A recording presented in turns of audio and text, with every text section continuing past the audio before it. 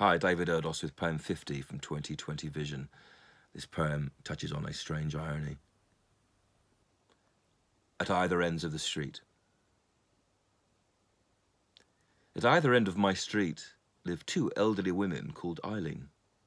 One is overweight and near housebound, her legs and feet swollen, but what with medication drops, nurses, neighbours, she has no real need of movement, as no moment she has appears free. The other's thin, frail, and sways before some early point of dementia, or perhaps the word port is more fitting, as the world she once savoured, or so it seems to me, sets to sea. Her son lives a few houses down and has her on screen every moment. But once a day, she eludes him and can be seen making her escape from my door. "Where are you off to?" I ask, as she turns to smile at me. "Just up the hill to the corner, and possibly round the bend," she implores. Her will is what's sick. Her self-awareness seems healthy. I smile at her softly and at the slow poignancy of her plight.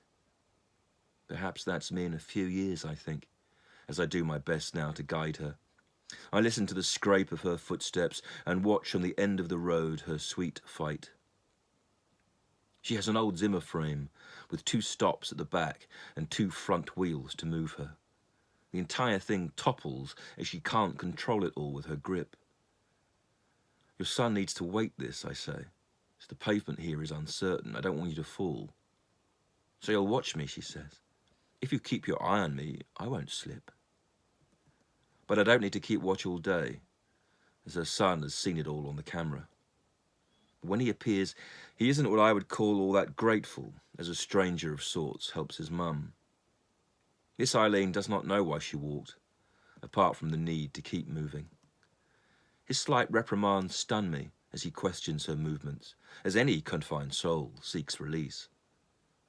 Especially the old from their bind, and the dead as well, from their exile. As I watch them go inside, I see spirits, as Blake must have done on the roof. They careen and caper and slide in wild, free abandon. And I see the Eileens when young, happy dancing, and my parents as well, lost to truth. For each of us remain kept within these small and instant illusions. What we are now is an echo of what we were then and will be. At least my dear dad remained young, or young enough to know freedom, while I, writing, reading, can see my aging face easily. You'll see it too, if you look at this image recorded, and then see your own in the mirror and the boy or girl you once were. For these days of lockdown are spells, albeit free of enchantment. And as we try to walk a few paces, we in some way ape those birds that are the only angels we know, even if at times they besmirch us. Little white blobs of heaven that stain shirt and pavement and render the fears on earth quite absurd. David Erdos, April the 28th, 2020.